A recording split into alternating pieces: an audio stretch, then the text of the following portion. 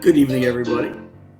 Welcome to another night of some Late Nite Magic with me, Gene FitzMagic, my Disney compañero Piano Rob. What up, my man? How you doing, Gino?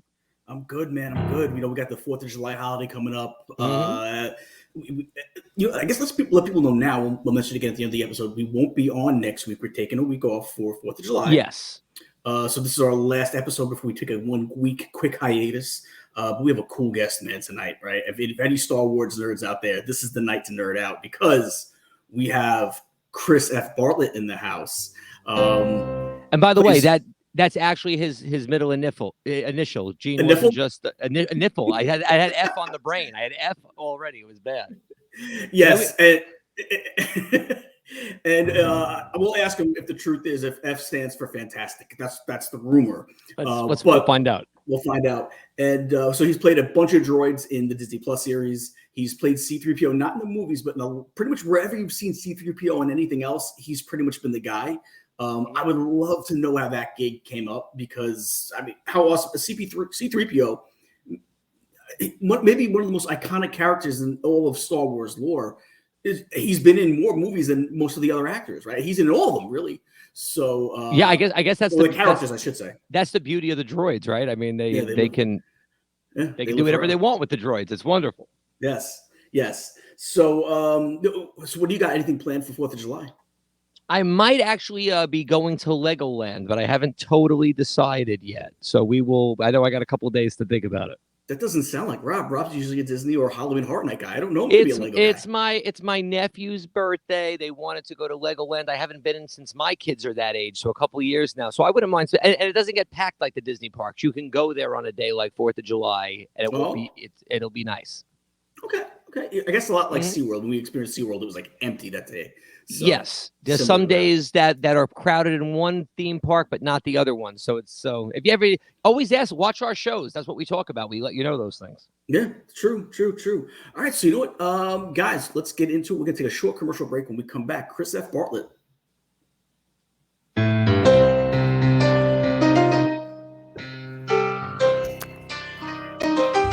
Cute. Oh, Winnie the Cute. Rawr, Jurassic Cute. You're not trash. You're cute. This is Sammy. Sammy loves Disney ears. She loves ears so much, she makes her own. Yeah, 3D ears. Want to see her do it? Let's check it out. Here she's making bows. Here she also makes ears. And sometimes she makes ears with bows.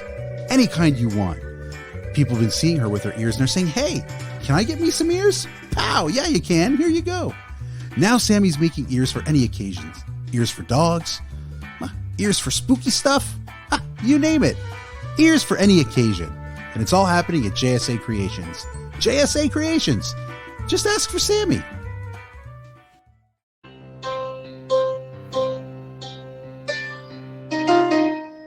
I can play Star Wars music all day, but we can do that. Well, let's introduce our guest, Chris F. Bartlett. Chris, how you doing, my man? Hey, great, guys. How are you? Thank you so much for joining us. Crowd's going wild.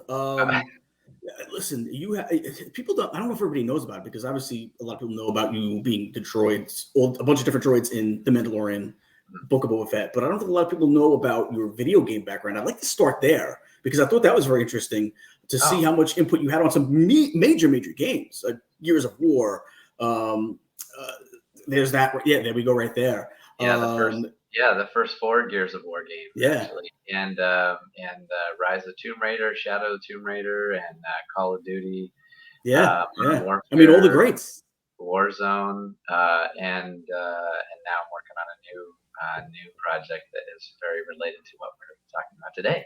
So, cool. My background is, first of all, Gene and Rob, it's great to be with you today. Thank you. So thanks for having me.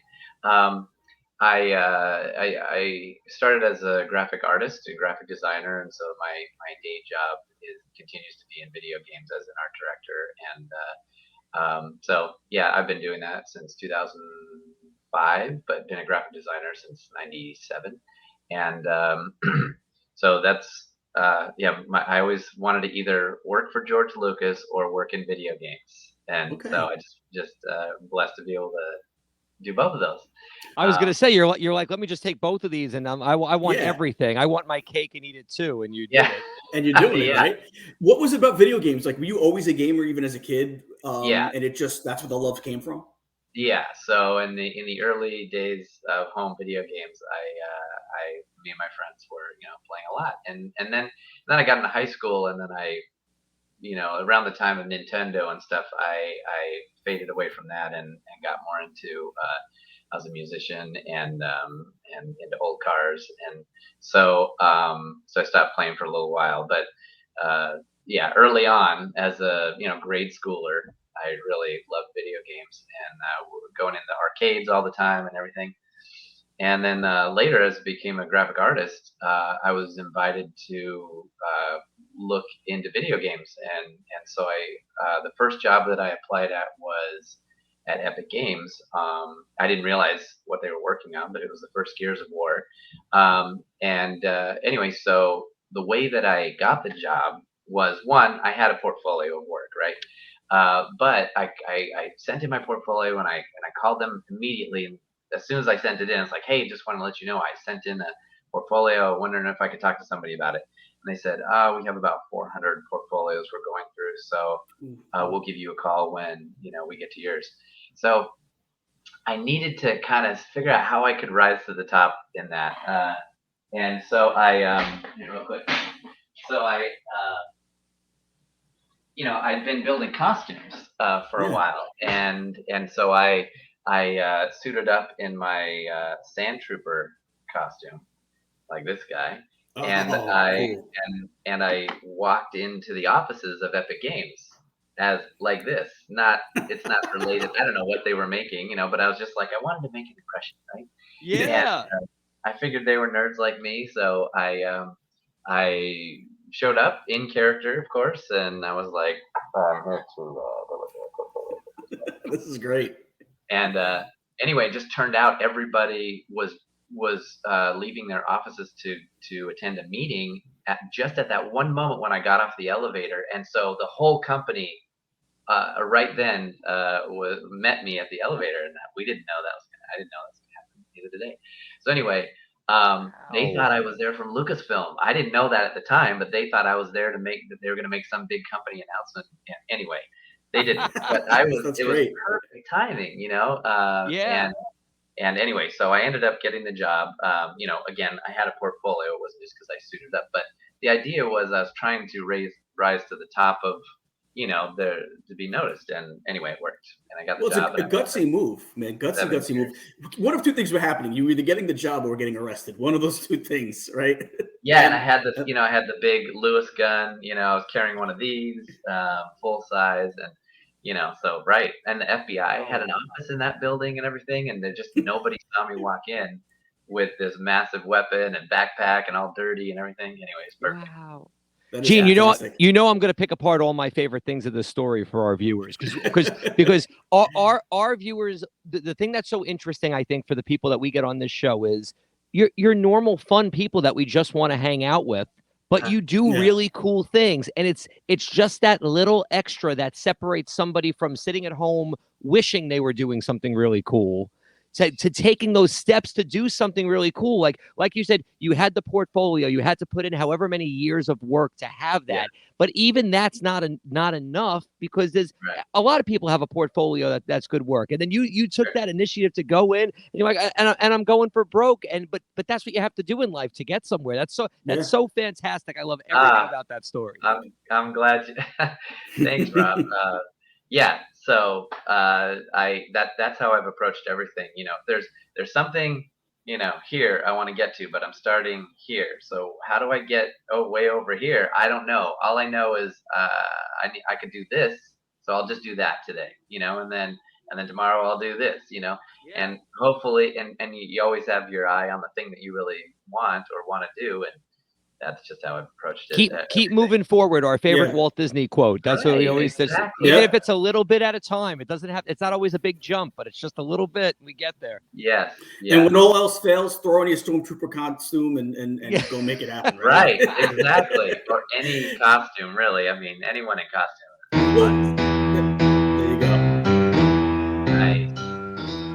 So what was the video game as a youngster that was one of the games that triggered you to say, I want to make Yes, these? I Was it want like to know this. Legend of Zelda? I feel like we're all in the same generation. Was it Legend of Zelda? But that's okay. You look like we could be. It was before that. It was in the old days where you go to an arcade and you're playing games, or you have an Atari or something that you're playing. Yeah, which one? Which one do you like? I mean, this is going way back there, but like the early Atari games like Pitfall and stuff were really like that was a real adventure for I got a Pitfall. 8-year-old, for 8 or 9-year-old. And it was more than just moving blocks around and stuff. But then later, as an adult, I played Quake, which is around late 90s kind of. Okay. And got to play that with some friends, and I was like, oh man, it'd be great to work in games. But I thought that you needed to be a 3D modeler or a animator or something like that. And it just so happened that Epic at the time was looking for a graphic designer to design all their user interface and targeting reticles and heads-up displays and all that stuff. And I was totally, I wanted to do that. So when I started there, that's what I started working on. And so I ended up designing all of the targeting reticles, heads-up displays, like I mentioned, and all the interfaces for Gears of War. And then continued doing that on Gears of War. And then I designed all the there's things that collectibles, we call them, things that you could find in the world, a little thing that had a little glint of light on it as you walked into this area. Oh, I gotta go check that out. So I go look at that. So I just got this long list of things that you could find in the worlds, and so then I just designed not only what they look like, but also what the experience would be for the player when they find these things. So I would build because I couldn't 3D model at the time. I would build practical props, and then I would take that into the 3D modeler and I'd say, or show the art team, this is what I was thinking for this, and they would go, oh yeah, so someone would model it, and then give it back to me, and I would texture it, which is like put the color and the rust and the shine and whatever on it. And anyway, so I had so much fun doing that because I could combine my love of building props and games. So anyway, I did that for all of the first 4 Gears of War games, Unreal Tournament 3, and lots of other games, and then moved on to Fortnite, and worked on Fortnite for a little while, and then went on to Tomb Raider, the reboots, and then on to Call of Duty, and then now I'm back on Star Wars. I'm going to be a hero to my kids. They're not going to care as much about anything except Fortnite. They're going to be like, wait, their ears perk up. They won't hear anything I say to them, but Fortnite, oh my God. So Rob, there's a little Easter egg I put in Fortnite, and it's still there. And this is like, I left Epic in like 2012, I think. Wow. Okay. So if you take your player in Fortnite, you know how like have you played Fortnite, Rob? Yes. Not as much as them, but I can get around. You know how you can build forts, right? You can put up walls and all. Okay. So when you do that, your character pulls up a little blueprint. It's just a little prop to show, hey, he's working, right? So you can't really see it because of the point of view. Your player is like this, and it's kind of like in front of him, so you're behind the player. You can't see. So if you take your player and back him up against a wall, and then start to build, it pulls up the blueprint really close. And in the lower right-hand corner, you'll see Bartlett. And that was I just put that on a. I'm doing it. That's awesome. Nice little tip. Everyone go try that, man. Yeah, right? Dude, that's very cool. Very, very cool. You touched on being a musician too. What was that part of your life like as far as the music? Because obviously, piano Rob, he fancies himself a pianist, right? What'd you call me? I started as a pianist from when I was 5 till I was 13, and then when you're 13, you're in Cub Scouts and stuff, and you're just like, I've had it with everything. I'm not going to do any of this anymore. I'm going to be an adult. And anyway, so I stopped playing piano, and I kick myself all the time because I would have loved to continue playing the piano, but then I got into drums. So I played in every band. I'm a band nerd, so I was playing in every band I could, in orchestra, jazz, and swing, and marching, and on rockabilly and everything.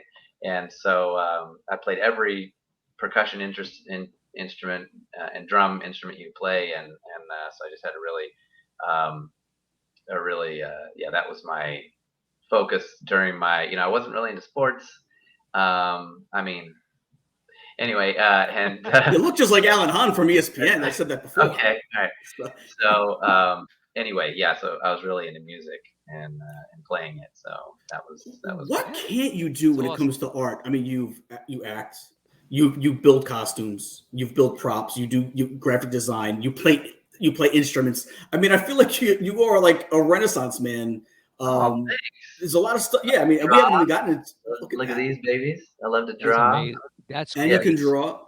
So yeah, that's I love to build costumes. So the other thing that I love to do is restore old cars and motorcycles. So I do that. Very cool. That's awesome too, man. All the stuff that I do in games is on a screen, and it's all virtual, and it's nothing you can like hold. At least when you work on Star Wars, you can make props or costumes, or you can get a figure, or whatever. So I just had this real love of old cars from when I was in high school, and have just always owned or driven or worked on them in my garage. So the garage is really my fortress of solitude, because I go out there to build and make stuff. You're a Tony Stark. That's what you are. That's what you just hang out in your garage and create all different types of things. Or Tim the Two-Man Taylor from Home Improvement. Minus the billions of dollars, yeah. Well, we're working on it. That's why we keep doing these interviews. We're hoping all we have to do is get one person we interview there, and hopefully they'll be like, "Thanks, Gene and Rob. Here's $1 million," and I'll be like, right. "You're welcome." And that would be enough. Then it would be enough. Right? I think he was asking you, Chris. I mean. Oh, I'm not asking for. Right, we have a bad connection. I'm sorry, it doesn't work. So let's get into now. You're making costumes, and you started doing the C-3PO. Did I have the story correct? You used to do the C-3PO thing on your own, and then you got discovered, right? That's how you got discovered. Yeah. So I was building, back in 2000. There were stormtrooper kits you could get, and there still are, obviously, but they were kits, so you assemble them. It wasn't like I built one from scratch. And then I built that, and then I built Tusken Raider right here. I see it. Yeah, very cool. And then I was trying to make them all like as screen accurate as possible, and so then I built a Boba Fett in 2003, and man, I love being the characters, or making the characters feel as real as possible. So, I'd find events that were happening in town. It doesn't matter how loosely related it could be to Star Wars. I would, like there was a astronomy show for kids or something, and so I put on the stormtrooper, and I dressed my daughter in Little Princess Leia, and so we went down to the thing, but I would just play it, like I was on loan from Lucasfilm, not in my performance is all I'm saying, was telling people that, just anyway, in my performance. And so I'd talk like the character, and I would interact with people the way that a character would act with them. And so after Boba Fett, I was building Jawas for my kids and bounty hunters for them and stuff. And then I was like, I've never seen someone do a C-3PO that's all fully chrome, just like we see in the throne room, at the end of A New Hope. So for 3 years, I tried to source any part I could that I could possibly use as a starting point. Whether it was a copy of a screen use part, or maybe it was a casting of some statue piece or something. Just somewhere I could start, and then I could, cut that apart and rework it so that it could be restored to look like the original, and then also be wearable. So it took me 3 years. I worked with a buddy of mine who has a fiberglass shop, and we just, I did tons and tons of research, and my good friend Don Bees, who he was the droid wrangler on the prequels and also the former Lucasfilm archive runner. He helped me understand how the costume worked, like the suspension in the legs and how the head fit together and how, the arms worked and stuff. And so anyway, and then the rest of it, I just researched and researched and researched, photos, any screenshot I could get off of the films or anything. And then I started a group called the C3PO Builders, and then to kind of share what I had learned with anyone else who, I mean, at that point there wasn't any kits or anything, so it was I was trying to share what I found, and if people were interested, cool. But I was doing it more to just, a lot of people had shared with me, and I just wanted to, share with other people. So 3 years later, I finished it, but it was just rattle can gold. I didn't have access to chroming or anything, so I painted it, weathered it all up to look, like Tatooine maybe. And then I did an event in Boston. I partnered with some buddies in the 501st up there in the New England Garrison, and they were doing an event with the Boston Museum of Science where science meets imagination, and Anthony Daniels was going to be there. So I was like, wow, well, I look terrible, but I just want to go up and do my best, C3PO impression, and help the event to feel really Star Wars.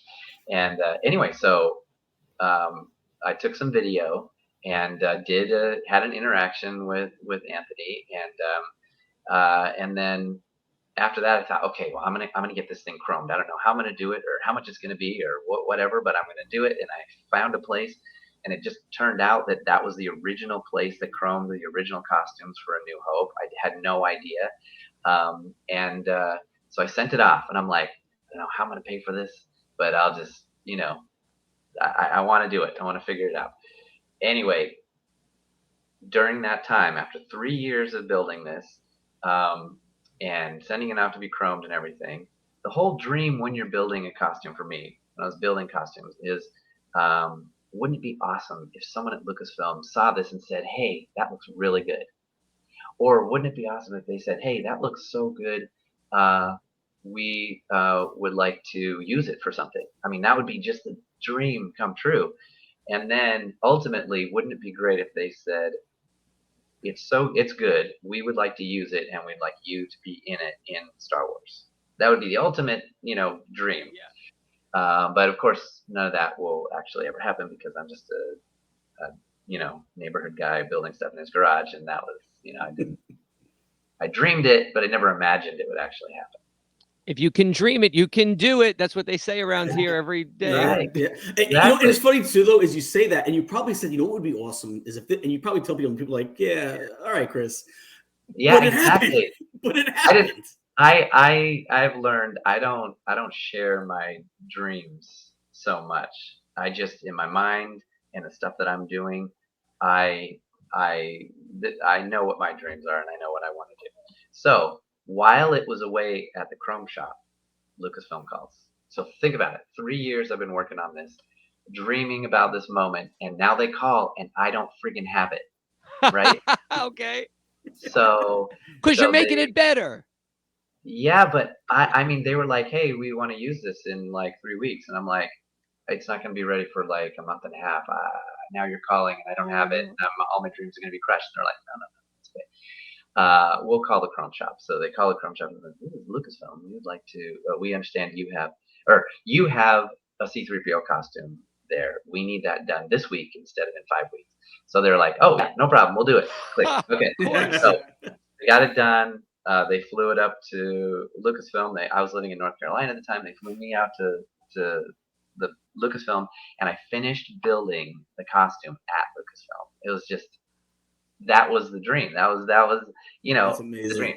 So they said, we'd like to do a test of you in the suit, and so they put it on. I finished assembling it. They put it on. I turn on the lights, and I say, my goodness, why hello, I am C3PO, Human Cyborg Relations. And they were like, oh, wow, that's a bonus. You could do, kind of do the voice. That's good. Wow.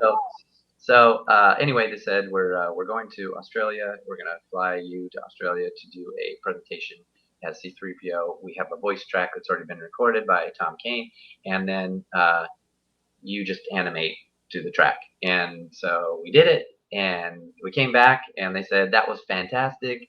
We'll call you, And so it's been 16 years, and so I've been doing it for the last 16 years for Lucasfilm. And then that sort of, and that includes, well, we could talk about all that later, but there's so many things and surprises, and I've been all over the world. And then if you just watched Kenobi, you finally got to see C-3PO in a narrative on television in live action, and that was me. So I was really excited to be able to do it. Yeah. That's crazy. It's nuts. By the way, the finale, as of when we're recording this, the finale has not aired yet. So I can't wait. I don't want to give any spoilers if people haven't watched it, but this, I think, is the best Star Wars I feel I've ever watched this series. Oh, great. Oh, I've been saying that all. I know you need the other stuff to make this special for what it is, but everything from the action to the heartfelt moments to the bond with him and Leia and stuff, it is so. We're grown men, and I feel like we're all watching our TVs, like get a little emotional because it's so good. The whole series, I love it. I don't want to be a bummer.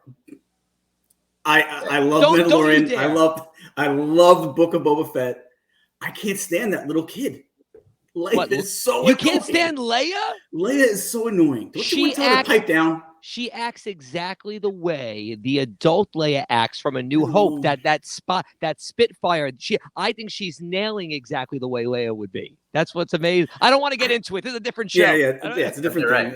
I will just say, Rob, I love the interaction between Leia and Ben. And then when you go and think about Leia later in life names her son Ben. Yes. In Kylo Ren. And this makes so much more sense, but also that connection that they had. I'm getting goosebumps. So close to him.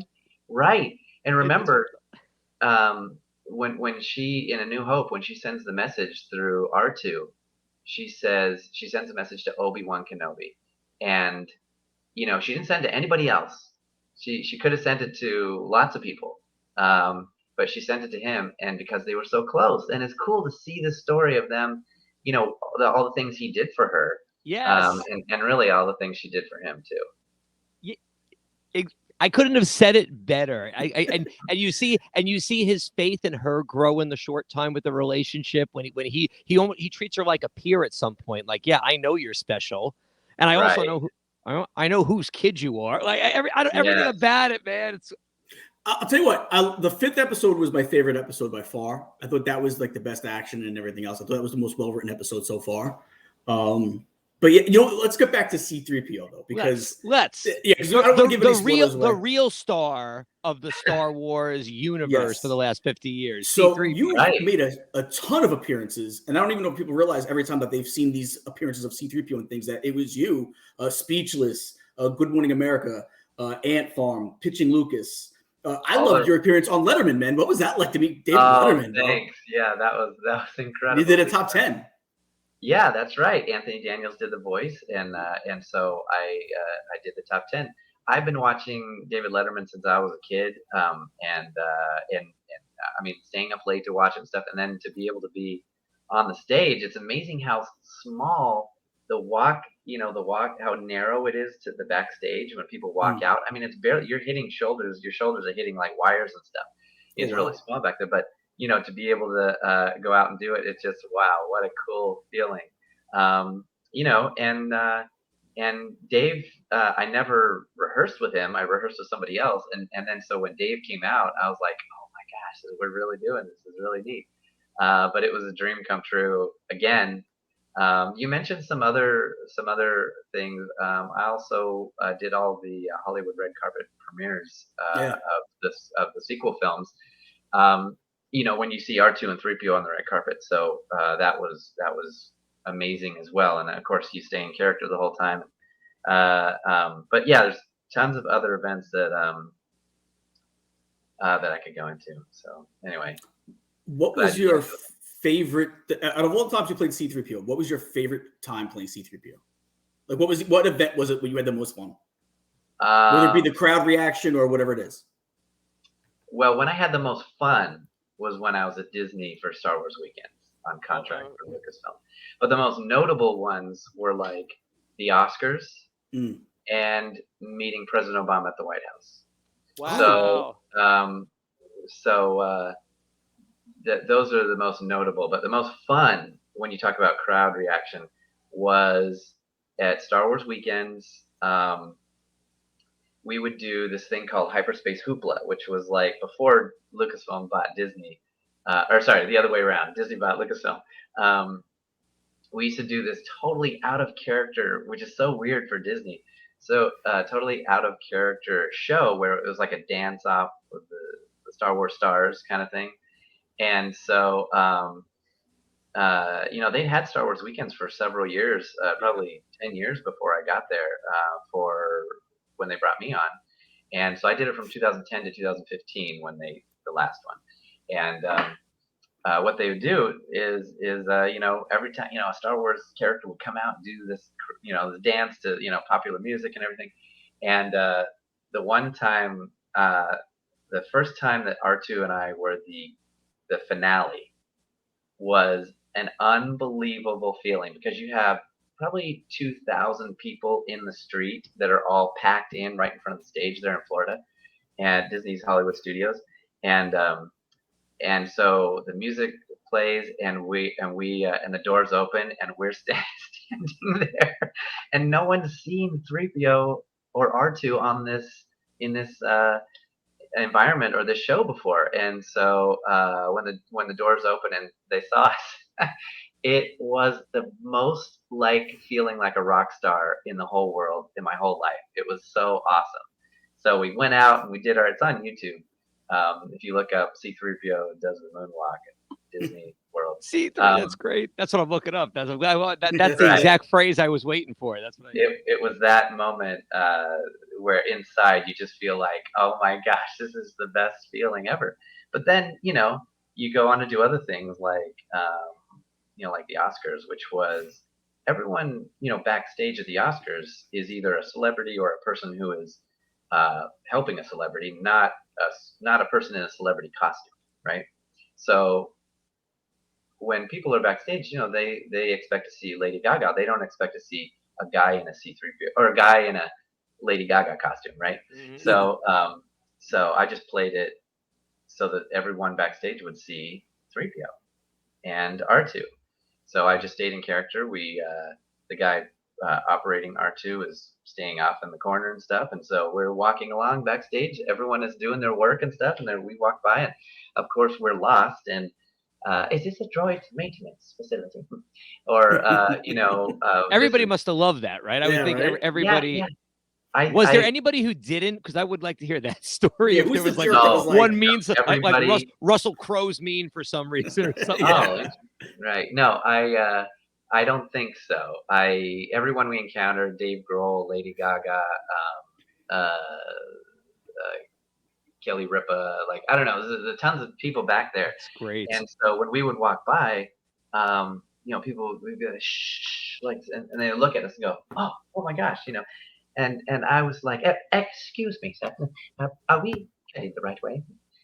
We're lost, of course. This is your fault.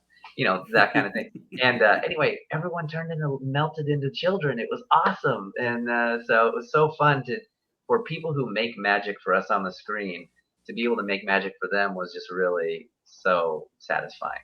Yeah, that's all. You hit the nail on the head. Everybody waits for that connection where you see them drop their guard and act like you're, and I mean, that's why me and Gene love when we're being in Florida. I've worked Star Wars weekend before. Studios was my first job down here, was that park. So what did you do? Well, generally I was a backlot tour guide. Oh yeah. The backlot tour. Sure. Yeah. And but whenever there were special events, they always needed to put you in other areas. Like we did this. The only thing nuttier than Star Wars weekend, I think, was the soap opera weekend, because those fans are really in another galaxy. But other than that, but it's really, it's so special when you get to see the looks on people's faces, because they know what's real and what's not, but they don't care in that moment. They want to have fun, and it's so beautiful when everybody does it together. So I have a real quick story I want to tell you about working Star Wars weekends. Afterwards, my buddy and I, Chris, also named Chris, he performed R2. So at the end of the day, we started like 10:30 a.m. and go till like 10 p.m. and Friday, Saturday, and Sunday. And then when we get off, we would run over to Star Tours real fast as we could to ride at least one time before the park closes. So this one night we got over there. There's this girl, she's about 25, and her dad are sitting in the front row of Star Tours, the brand new Star Tours, with 3PO sitting in the pilot seat. Yes. And so we're sitting like 2 rows back, whatever. I don't know why they really stood out to me, but anyway, they did. And this daughter and her dad, he's an older guy, she's like 25, let's say. And anyway, so the next day I'm in line as a character, and we do meet and greets, and they're all live. They were all live. There's no pre-recorded or anything. And I did the voice and I interacted with people. And so her and her dad come through the line. And I'm like, oh, wow, I remember them from the ride last night. And I said, my goodness, you look very familiar. Have we met before? She says, no, I don't think so. I said, what is it, Artu?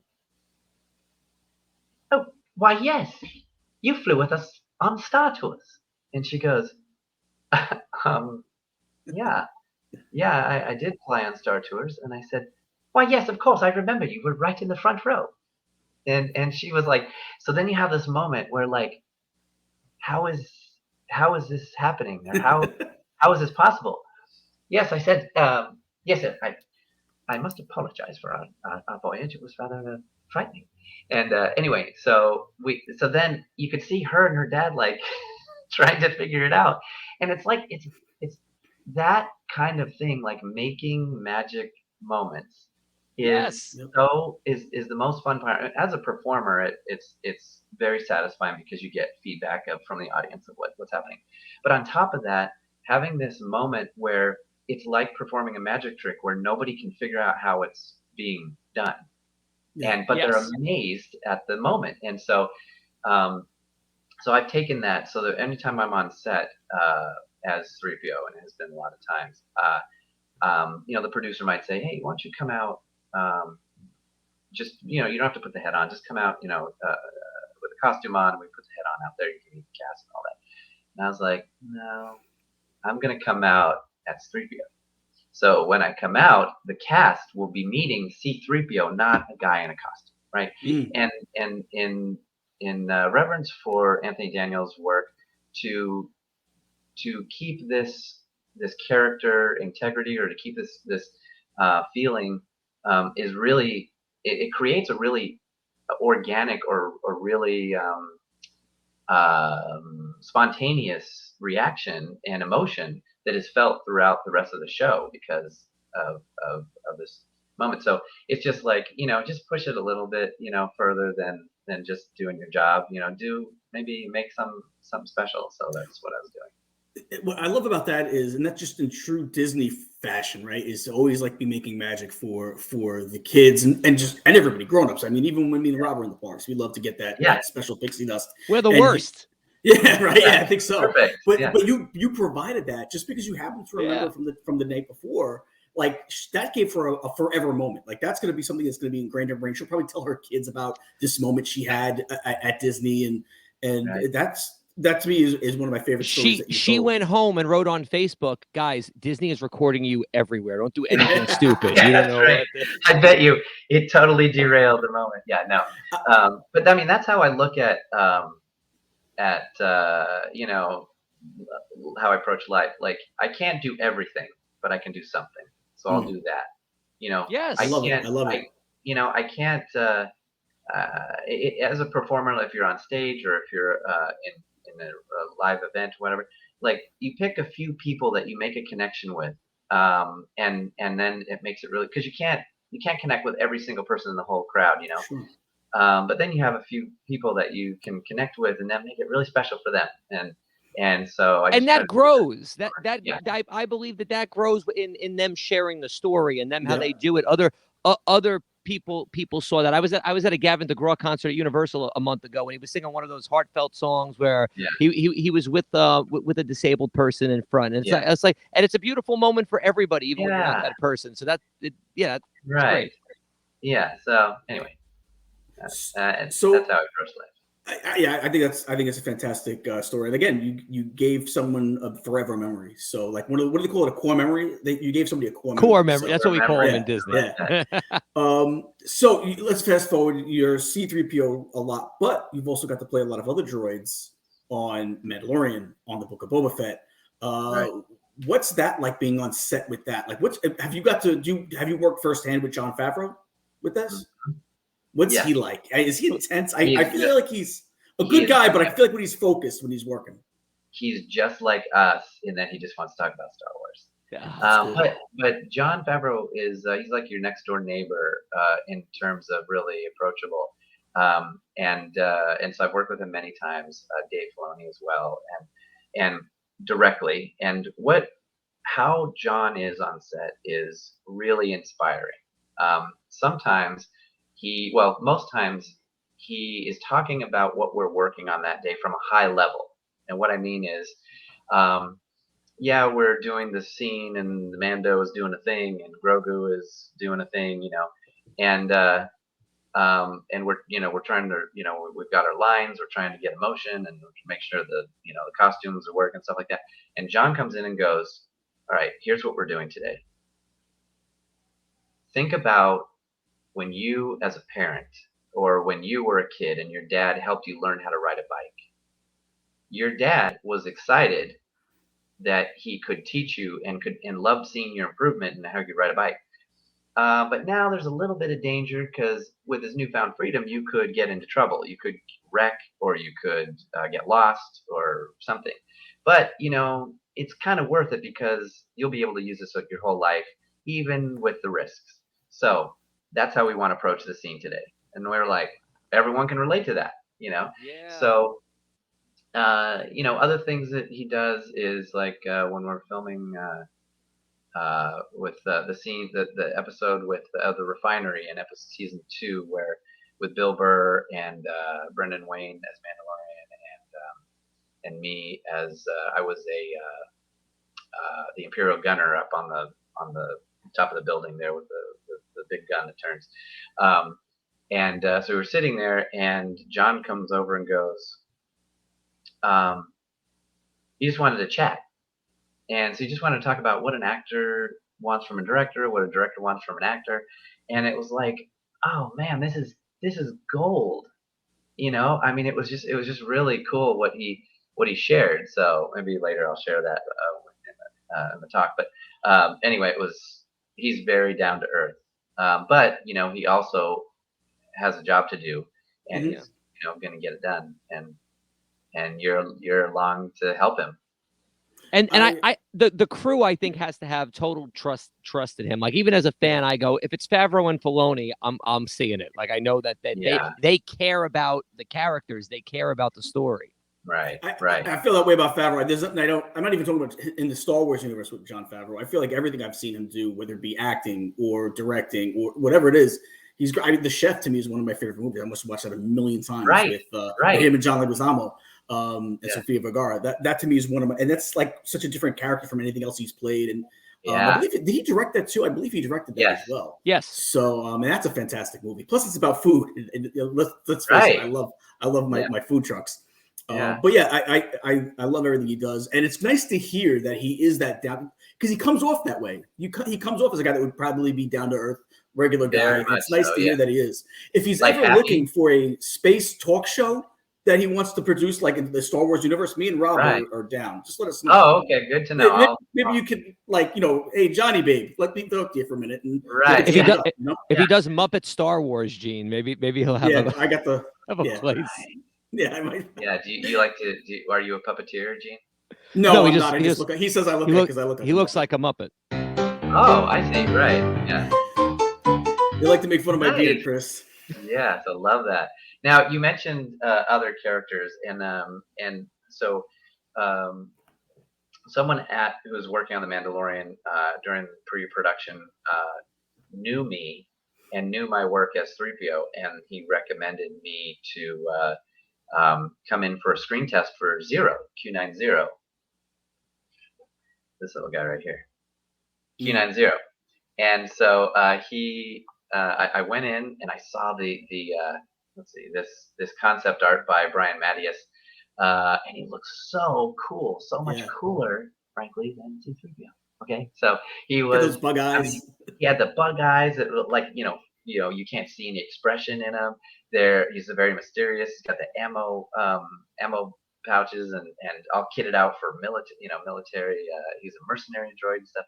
And then they handed me a blaster, and I was like, "Oh, I got this. This is so good." So I was like, "Okay." That was the first time I'd seen him, so I'm like, "Okay, I'm just gonna mix Boba Fett with C3PO, bounty hunter with a droid, and just see where that goes." So just for the screen test, I played it like that. But when I went home, I was looking up videos on praying mantises, which are really terrifying if you look at them up close. And so I studied those, and that's how I treated Zero and his movements and his animation, where the body might turn, but the head stays still, kind of thing, kind of like a chicken. And anyway, his movements would be very snappy and bug-like. So that's how I played him. But anyway, so then I didn't hear anything. They didn't tell me if I gotten it or anything. So I was like, oh, okay. And then I got this call from this girl who said, we'd like to bring you in for the ferryman. I'm like, oh, I guess I wasn't good as Zero. They want to bring me in for a ferry. Okay, great. So what am I going to be like, Lord of the Ewoks or something? So so they said, I'm picturing shirtless, obviously, goatee and pointy ears and wings. And I said, what am I going to be like, playing a flute? And she goes, yeah, you're going to be playing a flute. And I was like, oh, man.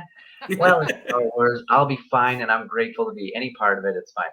So then I got to the fitting, and it's the ferryman, this guy, who was in episode one of the first scenes.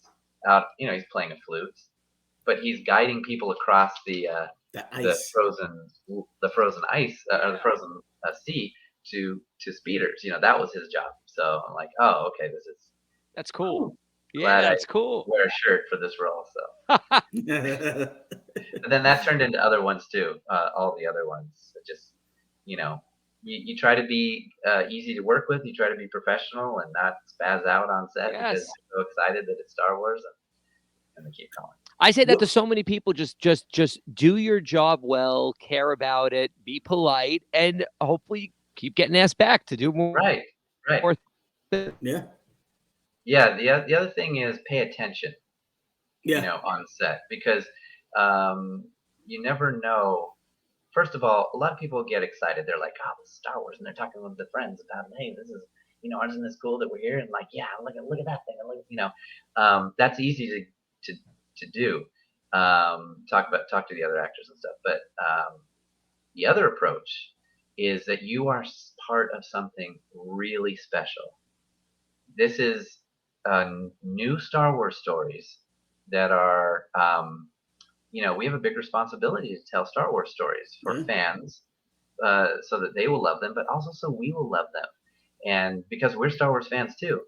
And so when you're on set, pay attention to what's going on. Watch the director, and try to see how inside yourself you can make this scene better with your character. I don't mean draw attention to yourself, but I mean what's some little thing you could do to make this scene better.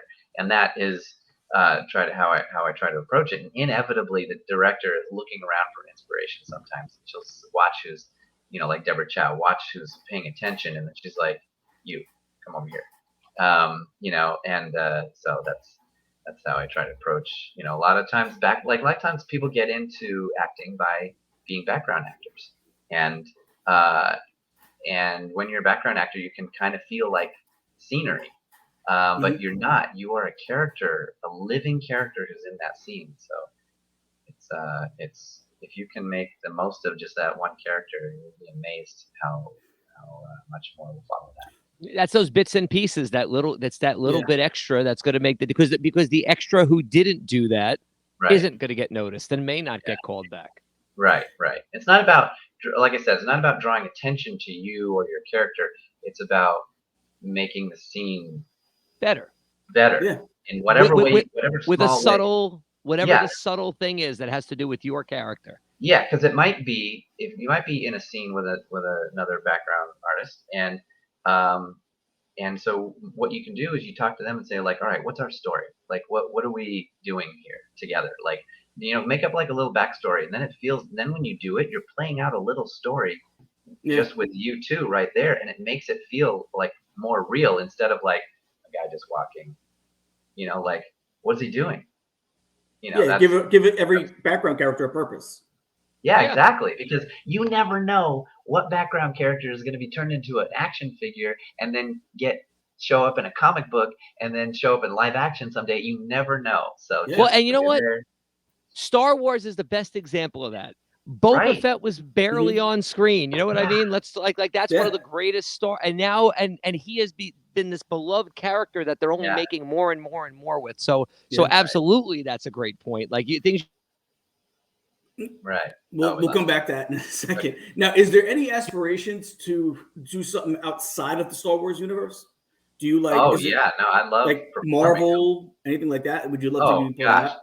I'm an actor, so I love telling stories and creating characters that are believable and like relatable, and even if they're a robot. I mean, it doesn't matter if you're a villain or a hero or a robot or a creature. If you can make the audience feel something with your performance, that's the whole point. And so yes, I would love to play any character in any universe. I love fantastical stories, but I also love period stories, and by period I mean like, set in 1953 or whatever, like I love historic kind of fiction or even, historic fiction. I'm sorry, historic nonfiction too. Whatever. I just like telling stories with characters that are where I can turn them into something that the audience could feel something. Cool. Now, who's an actor and an actress that you would love that would be like your dream to share a screen with?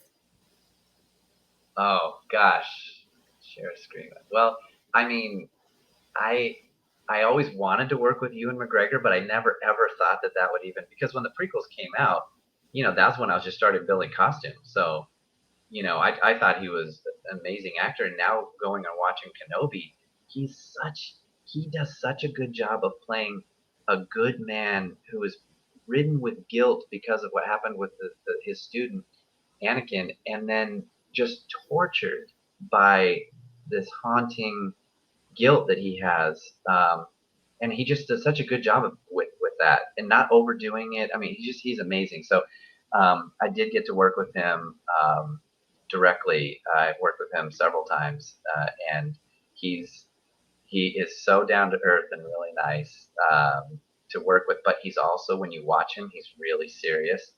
Trying to think of. I just feel surprised every time I go to set. Like every time I'm working with someone, like working with Giancarlo Esposito. I only knew him as Gus Freeling, from Breaking Bad. Yes. Or bugging out from Do the Right Thing. Right. Yeah. Right. Me personally, I only knew him from Breaking Bad as a villain. So, of course, he's playing Moff Gideon, a villain. And so I see him performing. I'm sitting there watching him perform, and he's like very sullen, Moff Gideon. And then they go, cut. And he was like, okay, how was that? You like that? Okay, hey, could you just do it a little bit more? Like, yeah, no problem. Okay, I got it. All right. He's super gregarious and funny and friendly. And so that was really fun to watch him work. Cool. That's awesome. I mean, yeah, gosh, there's working with Clancy Brown, working with Bill Burr, and working with, I mean, who would I like to that I haven't worked with? I mean, I'd love to work with Lady Gaga again because I just running into her at the Oscars, and we had this little moment. If you go on YouTube and look up C-3PO Gaga, you'll see our moment where we met, and we were both surprised. I don't know, who else would I like to work with? I mean, all of them. I mean, gosh, I'm. You think I'm of not like the gonna Marvel lie. universe or whatever. I just Taika Waititi. Although he's been a director on the new shows, I never worked directly with him, but I would love to. Yeah, he's fantastic. I'm not gonna lie, Rob. When he said you and McGregor, I thought he was gonna say you and Rob. That's where I thought he was going. Yes, that's his dream. I was like, wow, Right. I'm honored.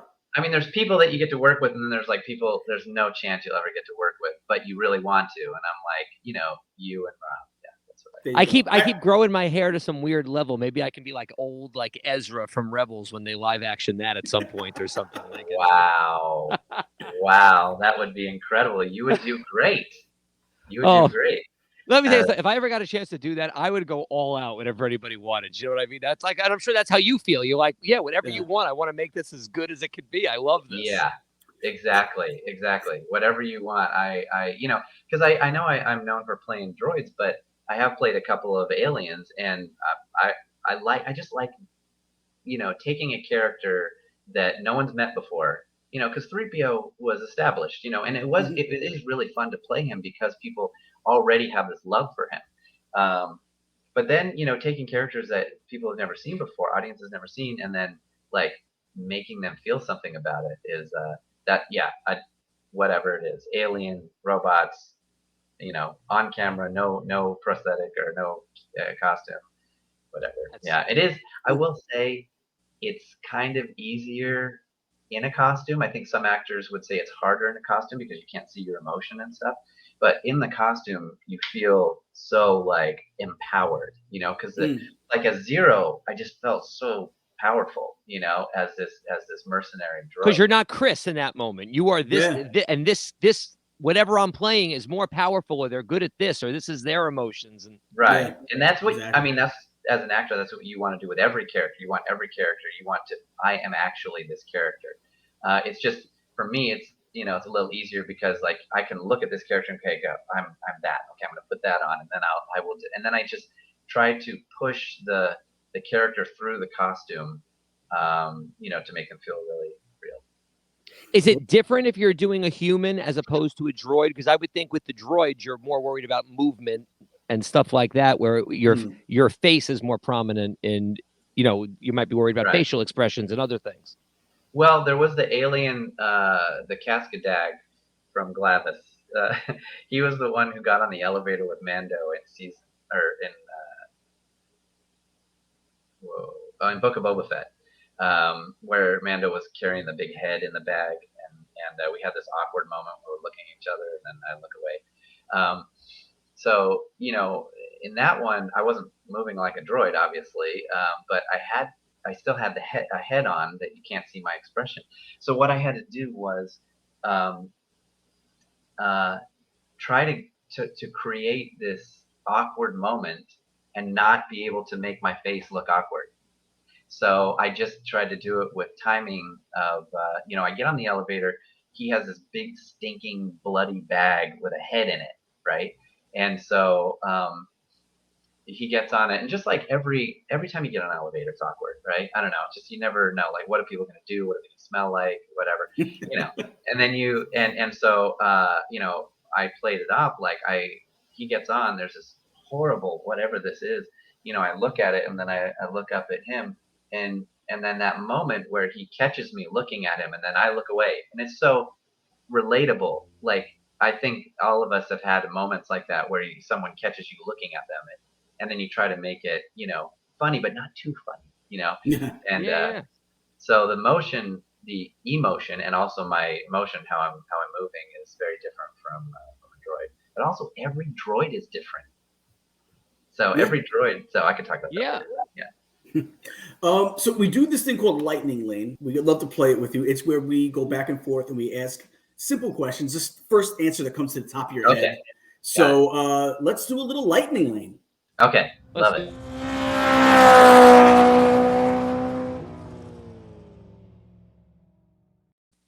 How about that killer graphics, man? Nice. That's like Star Wars quality, right, Chris? Oh, that. Well, Yeah, at least video game quality. Yeah. Back when it was 8-bit. All right, so we're gonna play Lightning Lane. I'll go first. And again, first thing that comes to your head. Okay. Favorite late night snack? Golden double stuffed Oreos. Ooh, Yeah. I haven't had those in a long time though, because You got to fit into C3PO. Yeah, that's a good point. Last song you listened to? Last song I listened to was "I See You" by Vizio. Oh yes. Yeah, it's a really kind of uplifting song. A friend played it for me, and it's great song. All right.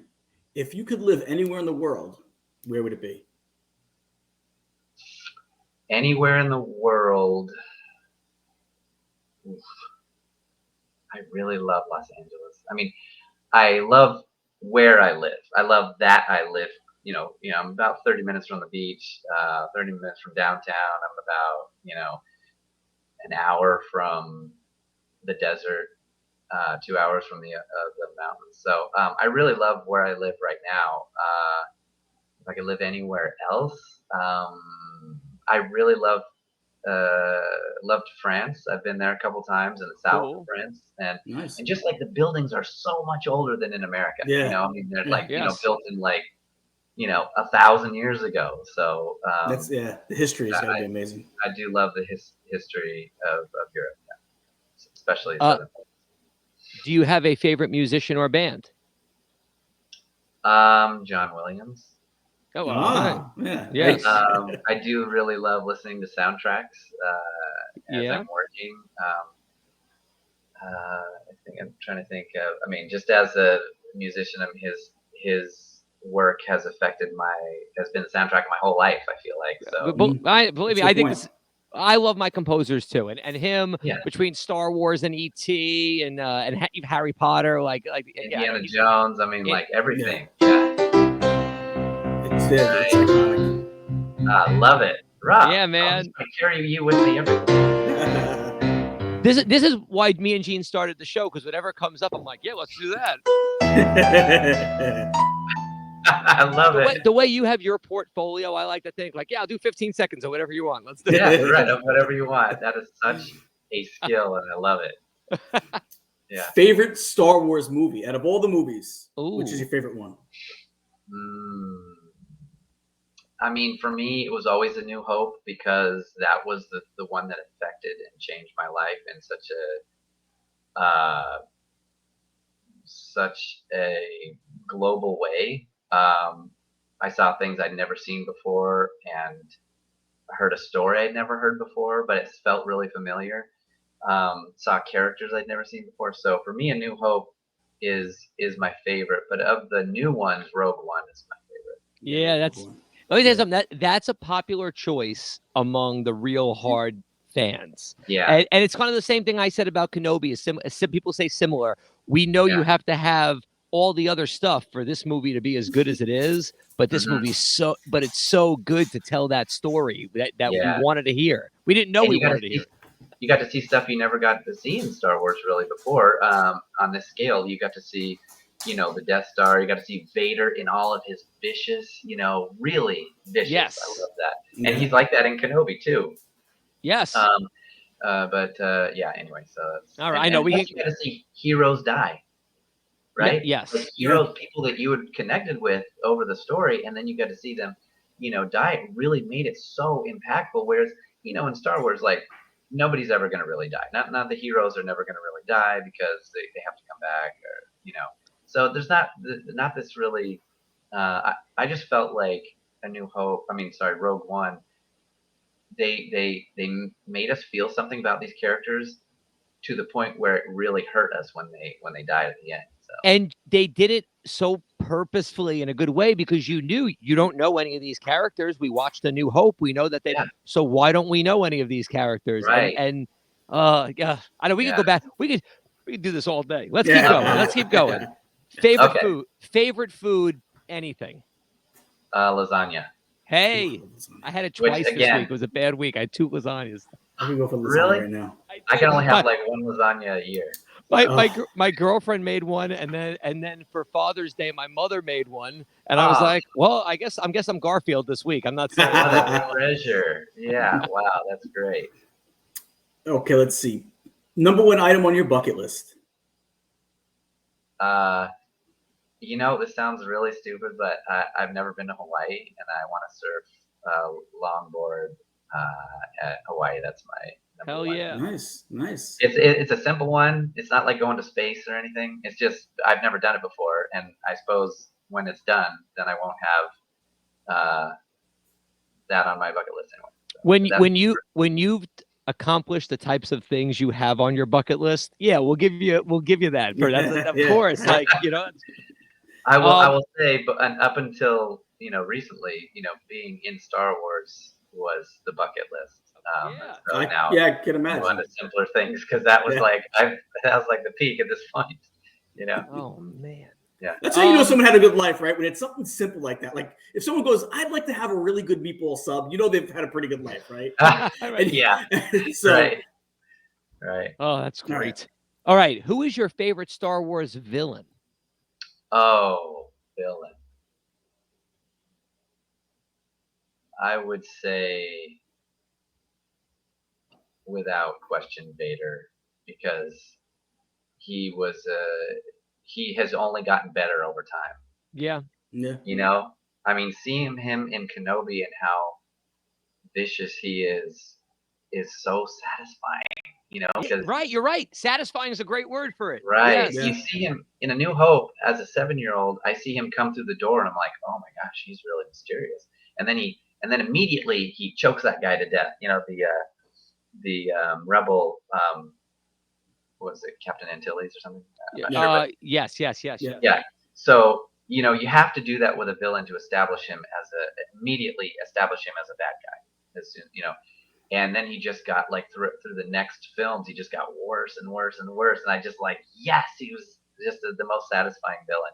Mm-hmm. So yeah, I know maybe it's kind of boring, but that's I think it's honestly, a great. I mean, it's the truth answer, right? Yeah, some of these questions we don't know, and we throw it out there because we don't know which way somebody might go, and I think that's probably the right answer. But you never know. Like, and not that there's a right answer, but you never know if somebody's gonna be like Darth Maul for this reason, or they really. And that's the thing too is Star Wars has done a great job of developing other really good villains besides just Vader. There has been, the Emperor. I mean, for one, there's a ton of them. So, and even through these new series, the TV series, the different bounty hunters, I was going to say, because they teeter sometimes when they do something good, do something bad. Like there's some cool stuff there. Right.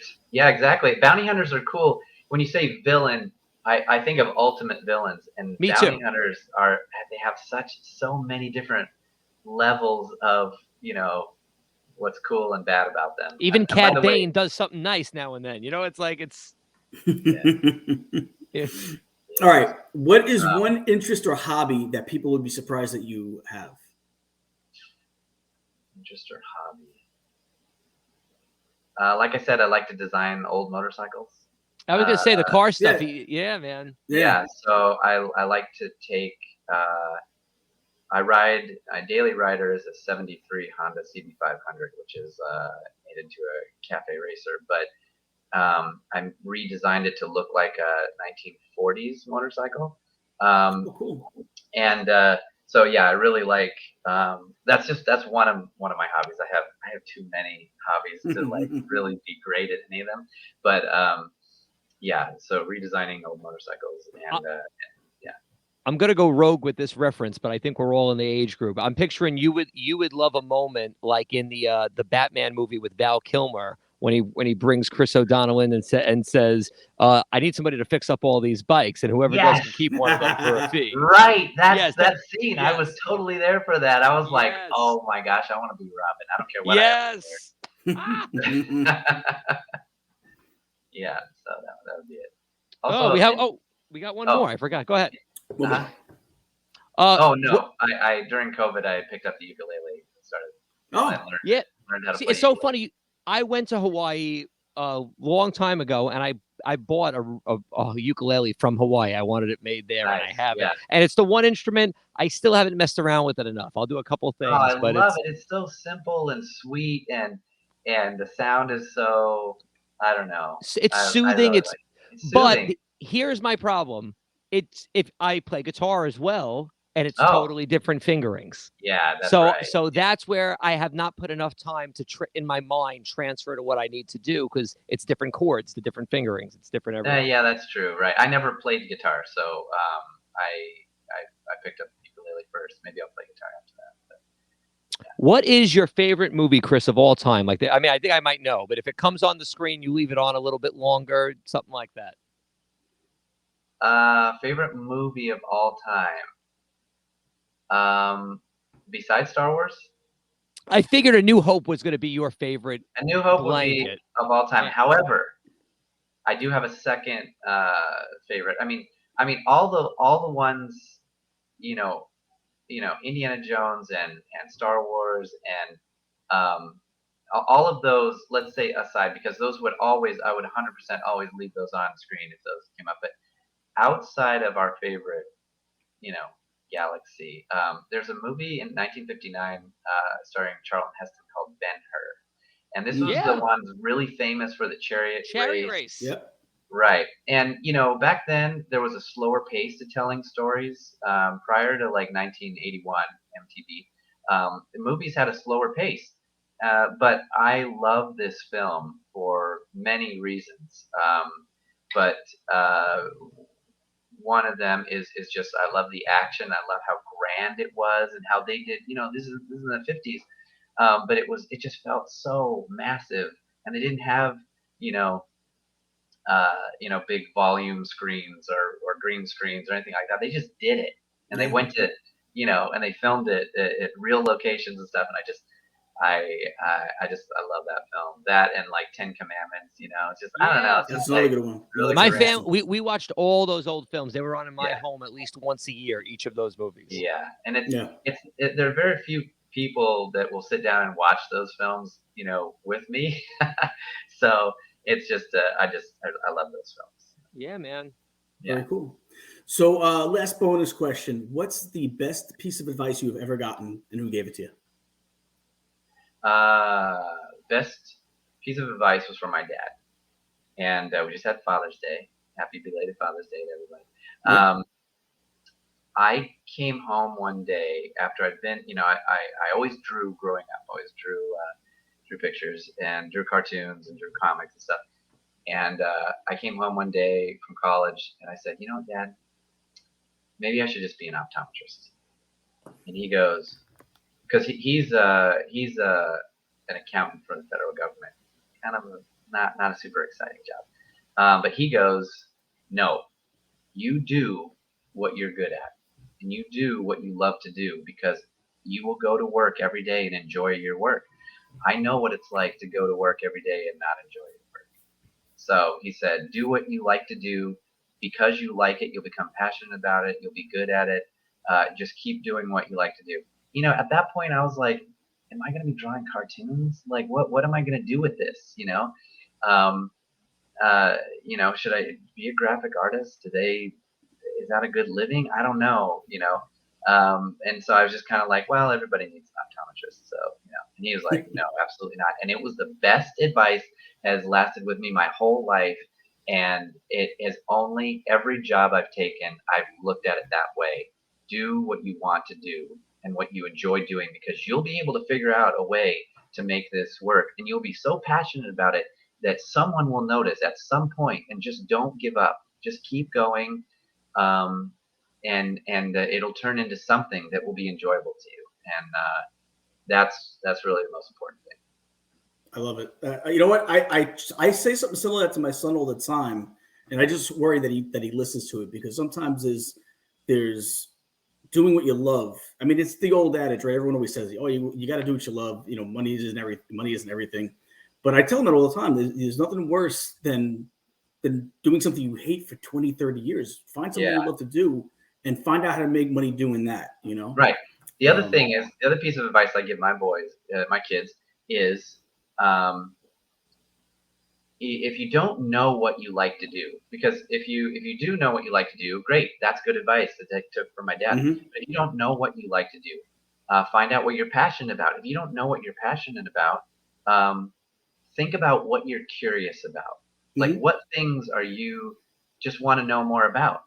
Because if there are things that you want to know more about, it's not like someone telling you, okay, go learn geometry. Like, Yes. but if you love how to understand how buildings are built or designed, you might want to learn. So if there's something that you're curious about, there might be like 8 different things you're curious about, right? Like me. And then, but then you research that thing a little bit, learn little bit more about that, learn a little bit more about this other thing you're curious about. And then eventually one of those things you're going to find, oh, I really love learning about this thing. And then you'll become passionate about it, and then that's the thing that you can follow. So that's the advice I give. Is do what you love to do, but if you don't know what you love to do, find what you're curious about. Oh yeah, man. Maybe you combine those things. You know what I mean? That's the beautiful thing. Like you combine, you create something you don't know. But I love it, man. That is great advice. Also, find something that you can make, whether it's making a podcast or making a television show or making a costume or making a drawing, making a video game. It's not enough, I don't think, to be entertained. Like, oh, I love going to movies. Okay, you could make that as a living, as maybe a critic or something, but like, see if there's something more than just entertaining yourself. If there's something that you can make or create in some way, that's what I'm talking about, as opposed to I love playing video games. Okay, maybe you could be a professional video game player. Yeah, now they have them now. Yeah, those exist. That's right. Yes, but you're right. If there's something you can make or create, that's what I would recommend. That's awesome, man. So what do we got coming up next? What before we let you go, what's next for Chris Barlow? If you that you can work, talk about. Yeah, we don't want to get you in trouble either. Yeah, no, I don't want to get myself in trouble. I will just say I'm just gonna keep doing what I'm doing.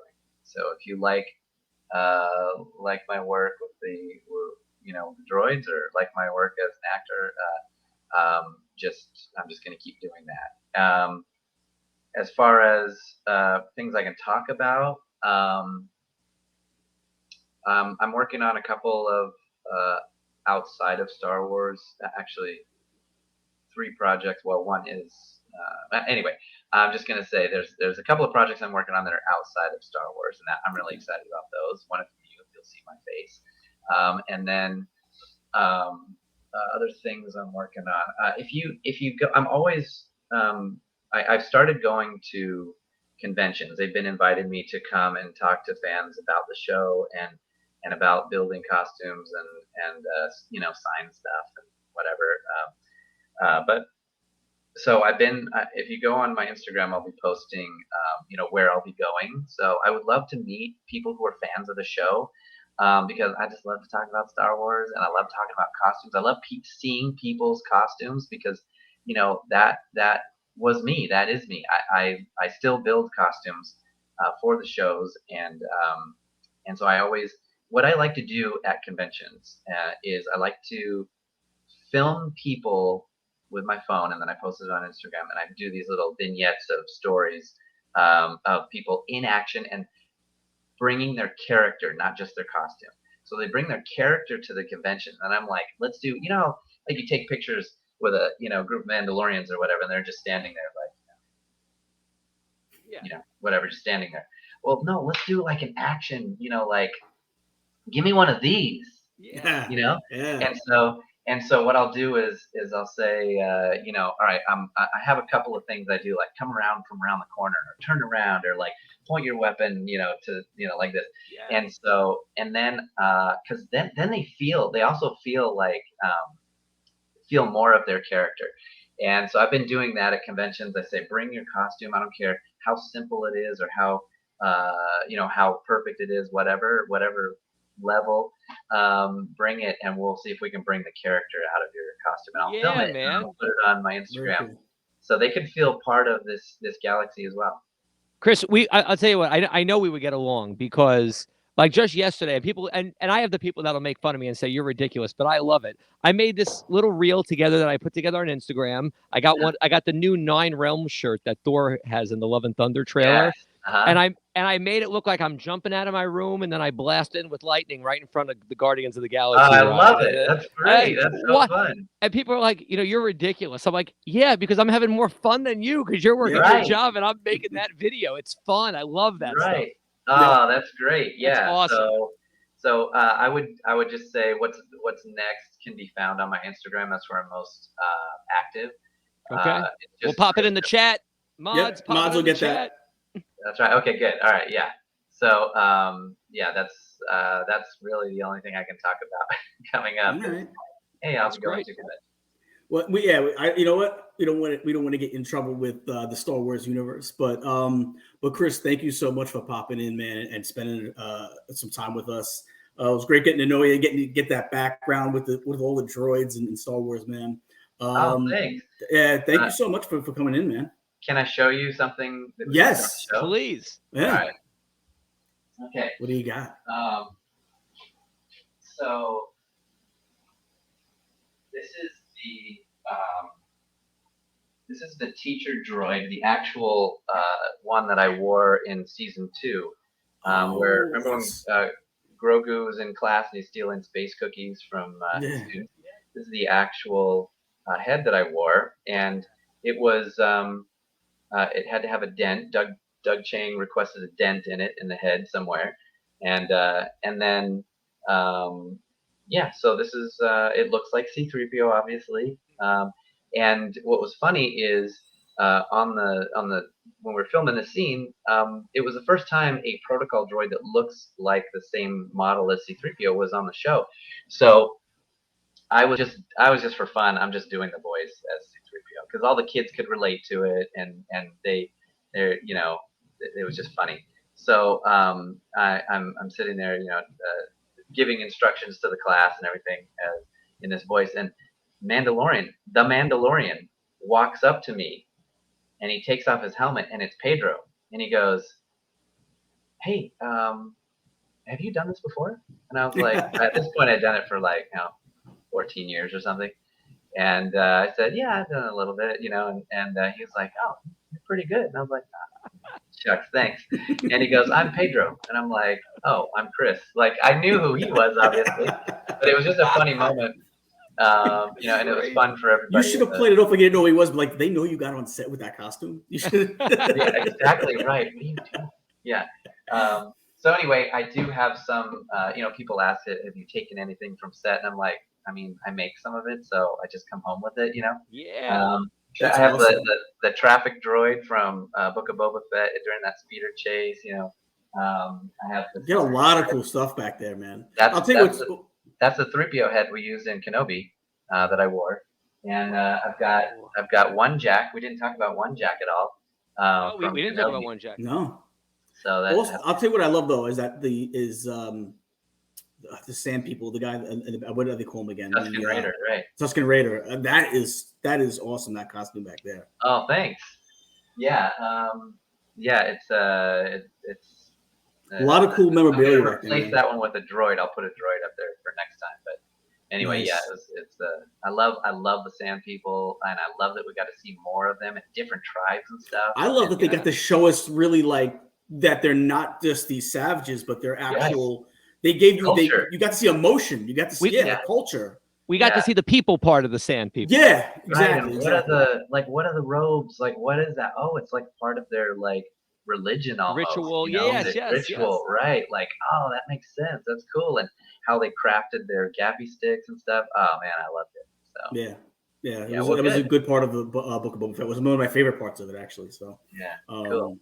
Well, it's been great talking to you guys. Thank you so much. Yeah, we appreciate you coming and spending some time with us, man. Thank you so much. Chris, thank you. We'll see you soon. It's not just the work, what the care you put into the work. I appreciate it so much. It's amazing. Keep doing what you're doing. Thank you so much. Thank you. And there's everybody on set. From everyone on the crew loves Star Wars. The performers and the actors and stuff, most of us love Star Wars or grew up with Star Wars. And so we're really trying to make, new stories that you'll love. And So what's coming up next is, Mando season 3 has been announced. Yes. That's coming in February. And there are other shows like Cassian Andor is coming. Ahsoka, right? Exactly. So, there's tons of more great Star Wars coming that's made by people who love Star Wars and want to tell, great stories. And a lot of times we have the freedom to be able to do that. So, with John and Dave and the rest of, Bryce Dallas Howard and Rick Famuyiwa and Deborah Chow, directors, and tons of others, we're trying to do a good job, and it's just because we love Star Wars that we keep telling these stories. You guys are doing a great job, and your passion really just comes through the screen right now so much that you can tell how much you're so appreciative of being able to be part of this huge franchise, and it's nice to see that appreciation there. That you're not just there because it's a gig. You're a fan first, and you've embraced it, and that's Thanks, I think that's things that I think we can all be impressed with, at least. You know what I mean? Well, I'm so grateful for this opportunity because, like I said, I dreamed of it my whole life. I just never imagined that it would actually turn into a job. And it's not a job. I go there. Yeah, it's physically demanding, but it's when you see it on screen, it's so satisfying. So anyway, thanks for saying that. And again, remember, tell Johnny we're waiting for his call. Me and Rob. Yeah, I will. Yeah, we're waiting. I got my phone right here. We're waiting for his call. You let us know. Chris, thank you so much. We really appreciate it. You're welcome, Bartlett, everybody. We're going to take a short commercial break. When we come back, we'll be wrapping up. Again, Chris, thank you so much. All right. Thank you, guys.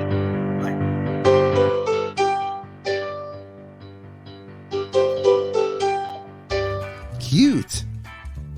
Oh, Winnie the Cute. Rawr, Jurassic Cute. You're not trash. You're cute. This is Sammy. Sammy loves Disney ears.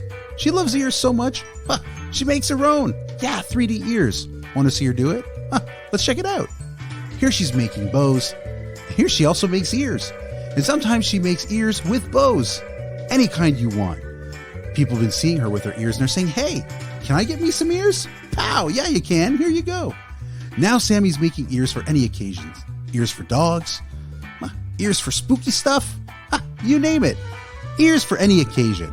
And it's all happening at JSA Creations. JSA Creations. Just ask for Sammy.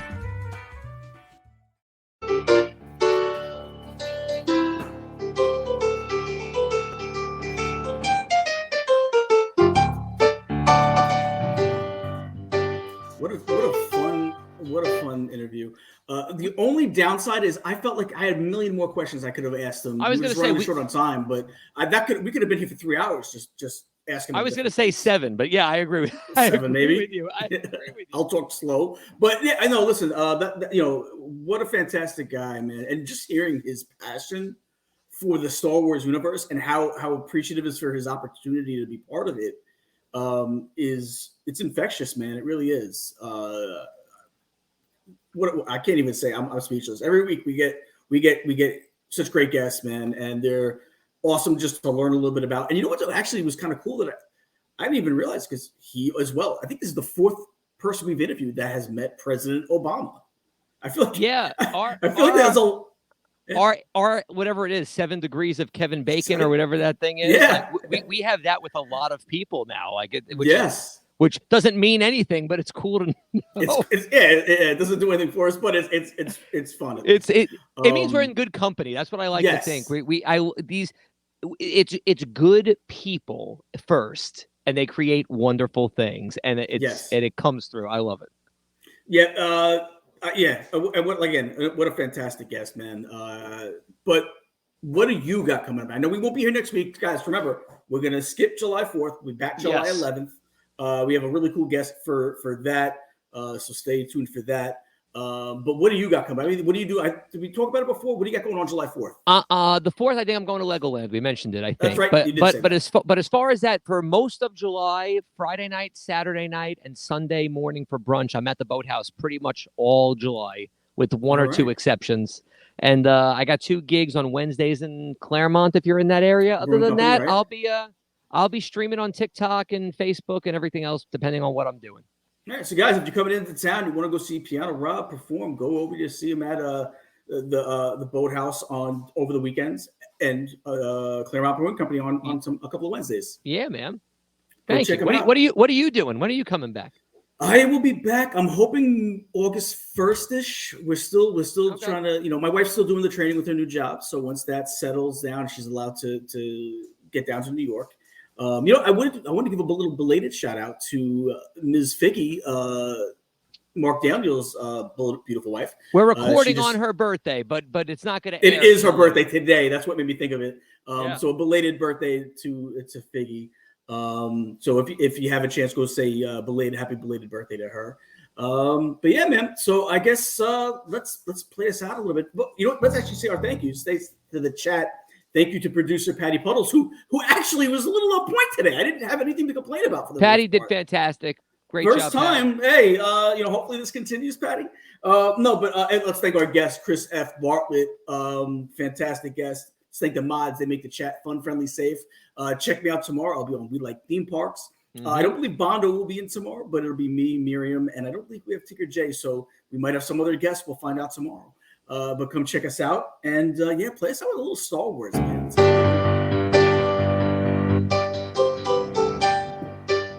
Love it. So, guys, hopefully you enjoyed today's episode as well. We won't see you next week. We'll see you on the 11th again. But until then, have a great today, a great tomorrow, and we'll see you next time, man.